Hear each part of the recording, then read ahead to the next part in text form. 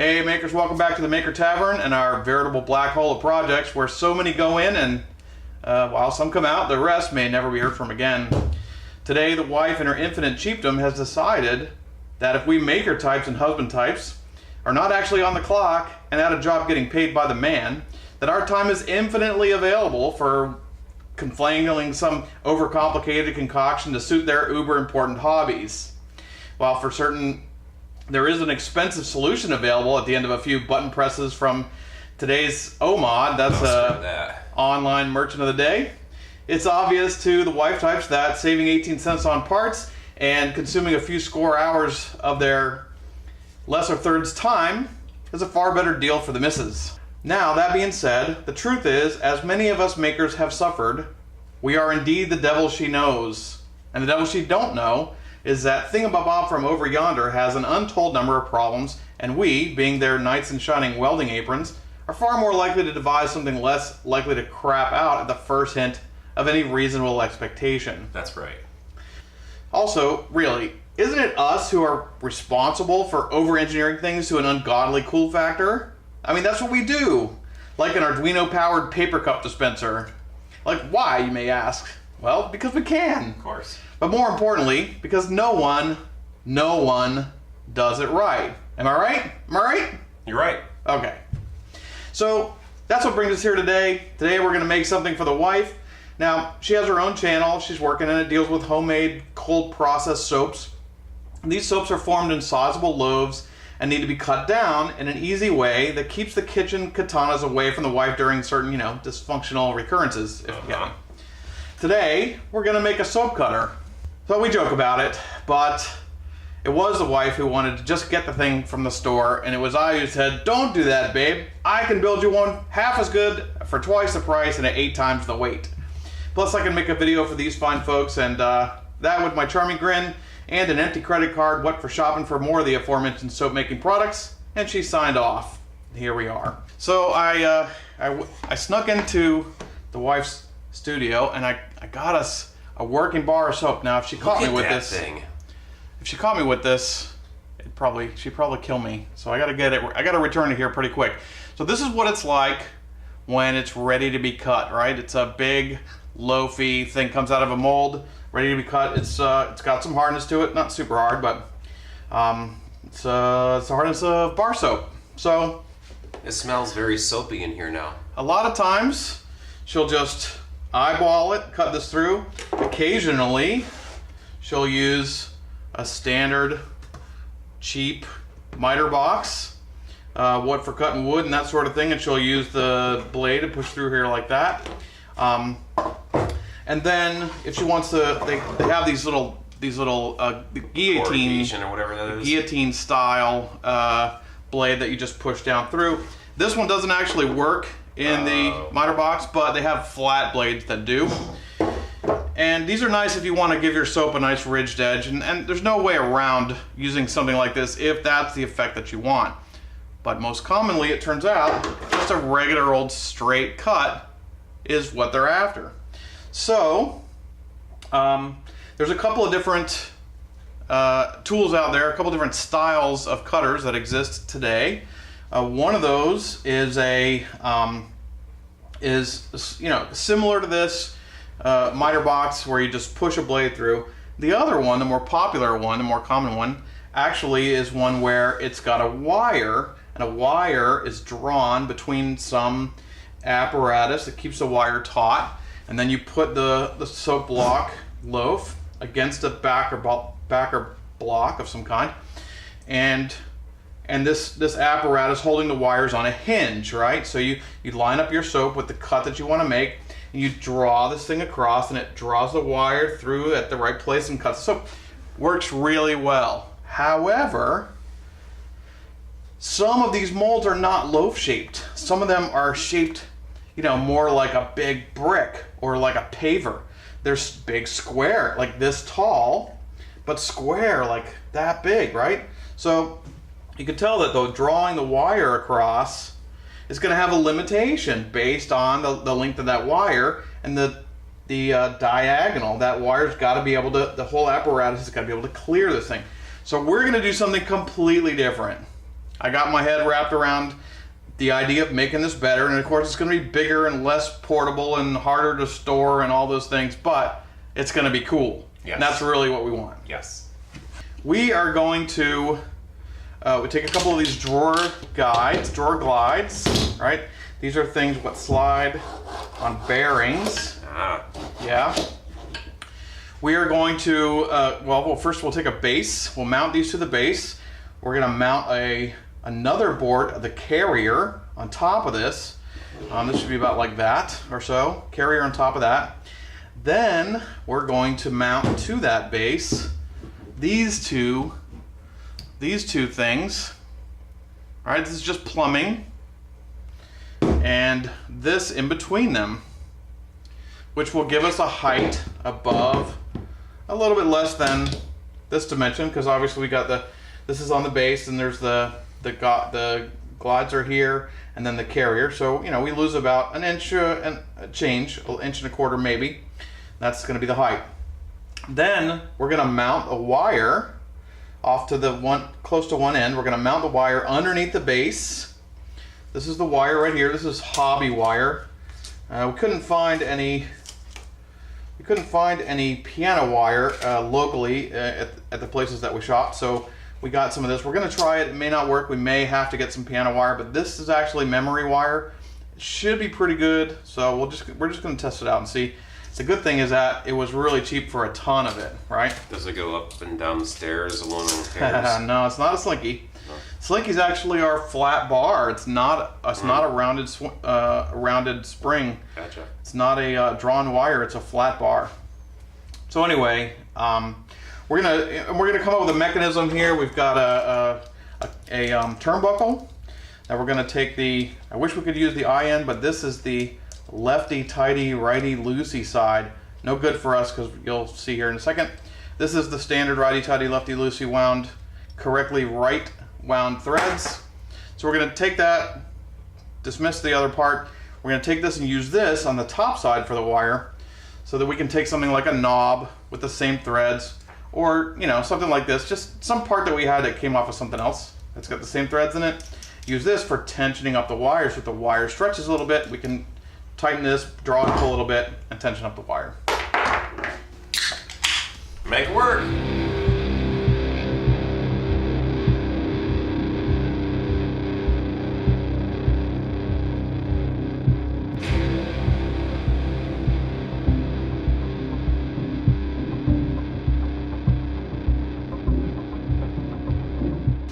These boys screw together. This is just pipe thread.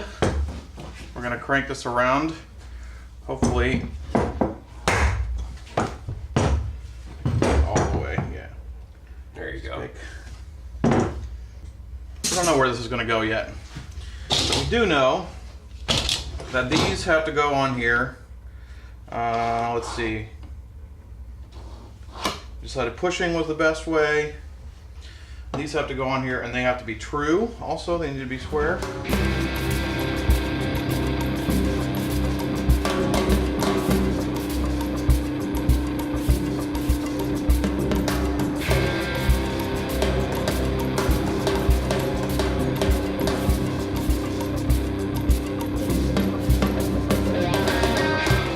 This just came out of another piece of furniture.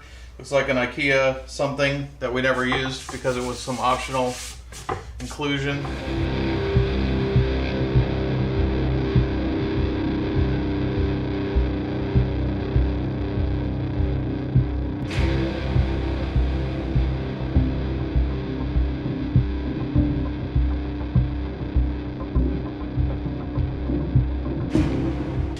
Now, I'm pretty disappointed in myself because what I should have done, but I didn't do, is I should have both taped and pre-scored that edge. This is melamine, which is like garbage finish, and so it often, especially with a circular saw, will just tear the crap out of that edge. We're going to use this as the bottom anyway. The top, it turns out, because the blade was pulling downward, top is an okay cut. We're going to file that down a little bit anyway, because otherwise it'll be razor sharp. and we're gonna continue like this. The wife won't like it razor sharp. The wife doesn't like it anything razor sharp.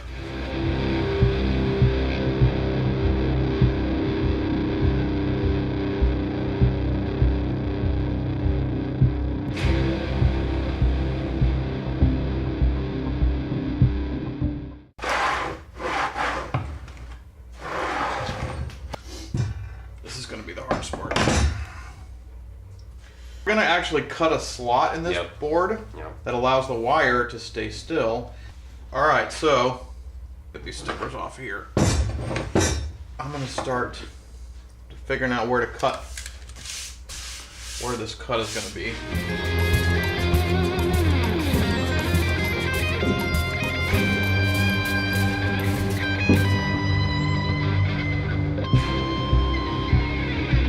All right.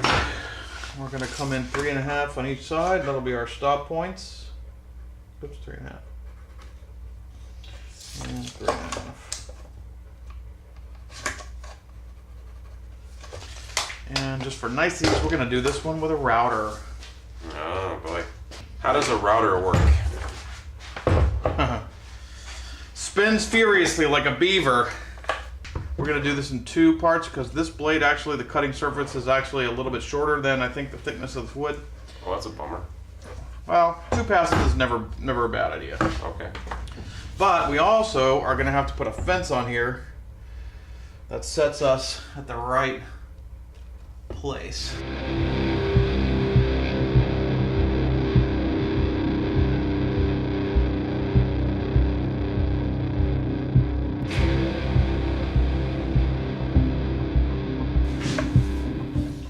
Always before you plug in a tool, always make sure the switch is off. Now we're gonna do what's called plunging. It's gonna plunge down into the wood. I'm gonna try to do that in some sort of a orderly fashion.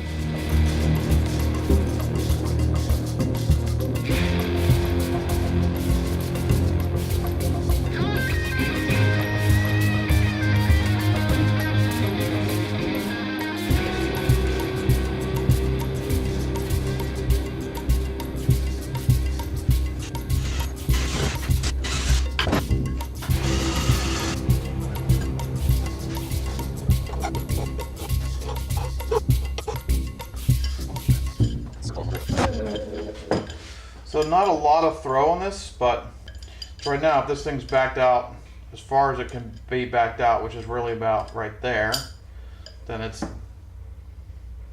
then the screw, let's make a mark and see.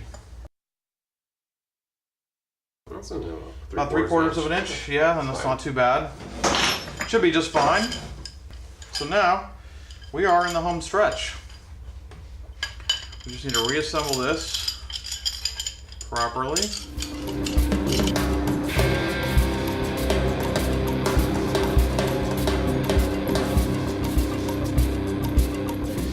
So here you have it. So we just milled off the tiniest bit of that top so we could put a flat nut on the top there. Drill the hole all the way through. We drilled it with a 1/4 inch screw, and then we widened it with a letter H drill, which is 10 thousandths bigger, I believe. And it sounds like food's here. All right. Like food's here. All right, we can call it the dinner table. We'll be back later. This will be the pusher. So she will put her soap against this. She can just hold it with her hands if she wants. Slide the whole thing through the wire. Stop. That's it.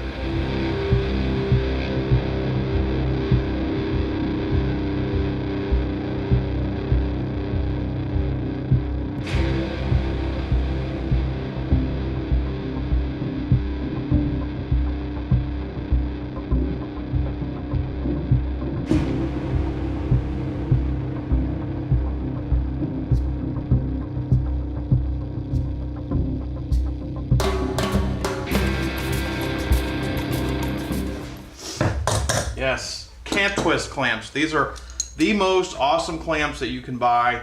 More squeezing power and copper plated. So for the welders, the welding berries don't stick to them. They don't get jacked up. Nice. don't stick to the threads, jack those up. Very, very nice. Not cheap, but super nice. I've had these for probably 20 years. They almost look exactly like when I bought them. Nothing wrong with them whatsoever. Still in perfect condition.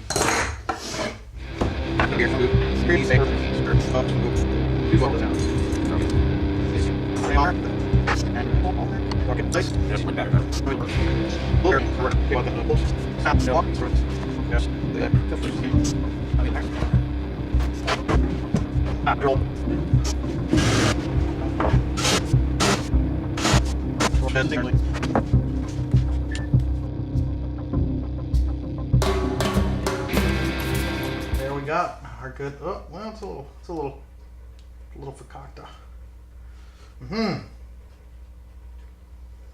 Bet you I know why that did that too. Yeah, that was stupid. That was stupid of me. All right, we gotta take that off. Not at all.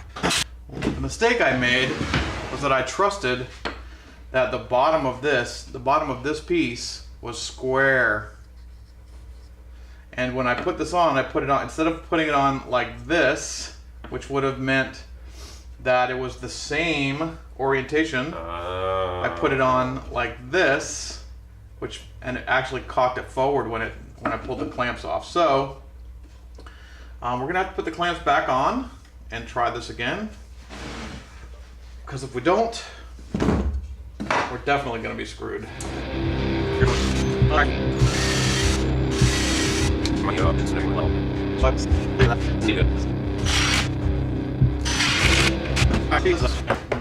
Screw it. Ah, look at that. Beautiful. Worked. Again, we're not looking at master craftsmanship here. This is about getting her done and reusing some stuff.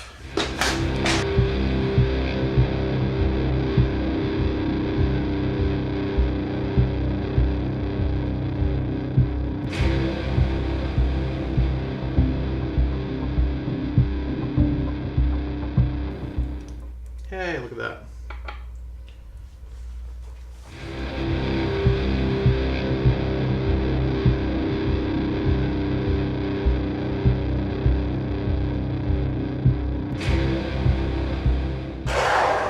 Okay, so now we gotta do something a little bit creative. Here's the hole right here. This is the bar we're going to clean, and we're going to cut a trough for this bar that the wire will wrap around, and we'll be able to smack it in there.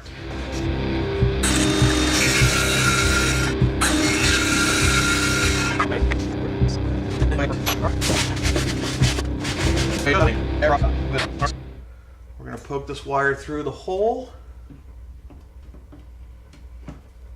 All right.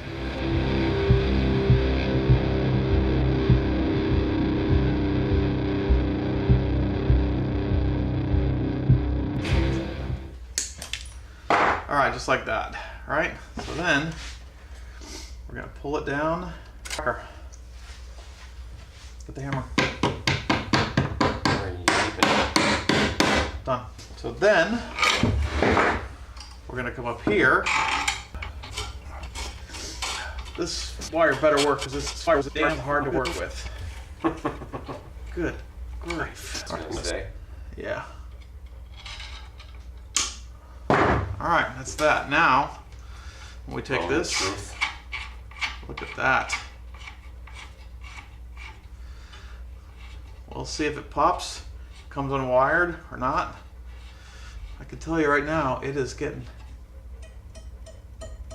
tight like an E string. So now, as you can see,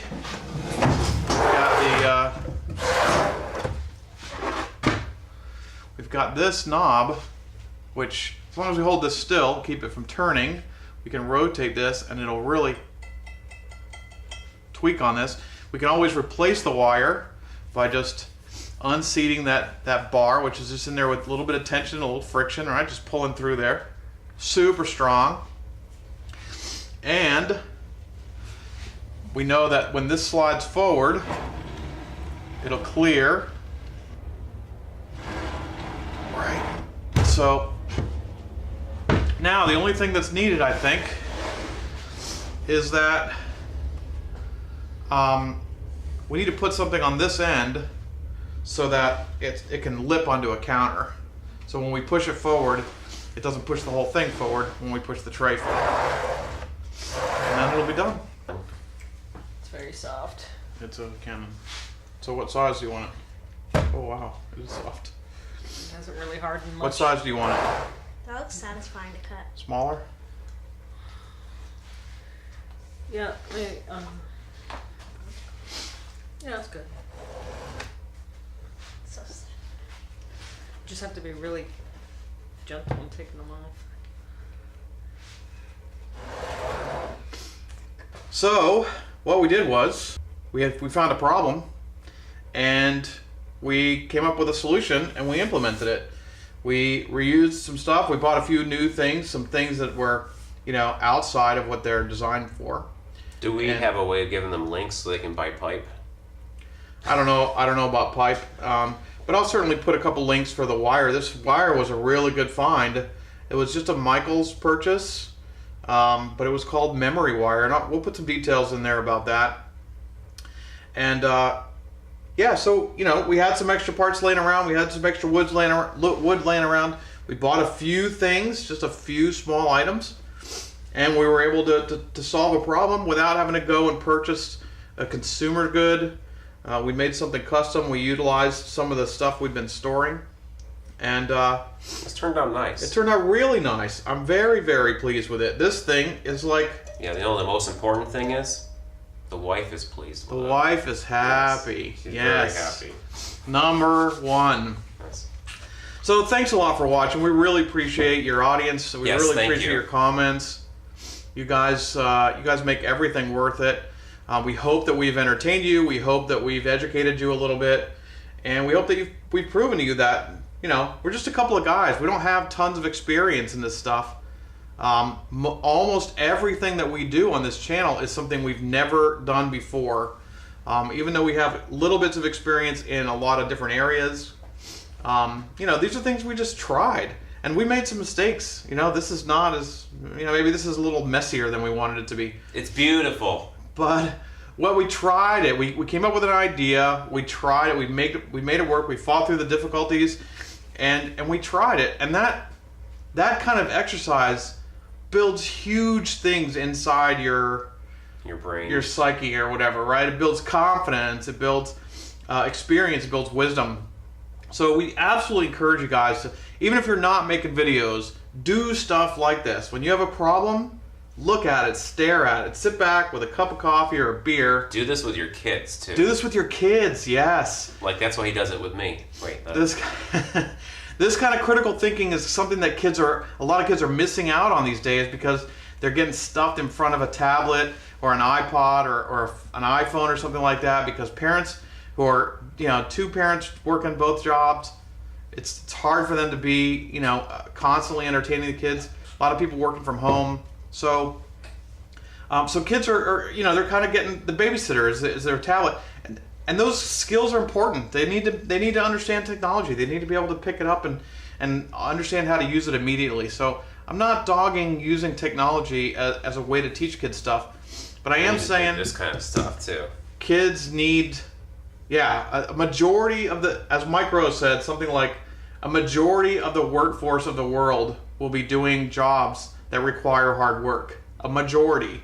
That means that your kid may be super smart and he may get a great job, clacking away at a keyboard programming for Verizon or IBM or something. Or, he could be a plumber or an electrician. Very, very honorable trades, but they got to do hard work and they got to have critical thinking skills. And these are the kind of projects that will help kids build those critical thinking skills. So I absolutely encourage you guys to do stuff like this, especially with your kids, but certainly on your own. Plenty of adults don't have these critical thinking skills either. And I'm almost 50. I still want more of them. I want more critical thinking skills. Absolutely. I want to hone them and get better at them. So that's why we're doing this. We're doing it to explore these ideas, discover solutions to them, and try to have a little fun in the shop along the way. And we hope you are too. So thanks again. Yeah, thank you for watching. Thanks for watching. Thanks for comments. Thanks for your likes. Thanks for subscribing. If you want to throw a couple bucks our way to help us keep making stuff like this, please jump over to our Patreon site. Any links that we can think of that we can throw in down in the cemetery that'll help you guys understand a little bit more about how we did this project and the bits and pieces that we used, we'll throw them down in there. But thanks again. We really appreciate it. And again, Make it work. Make it work.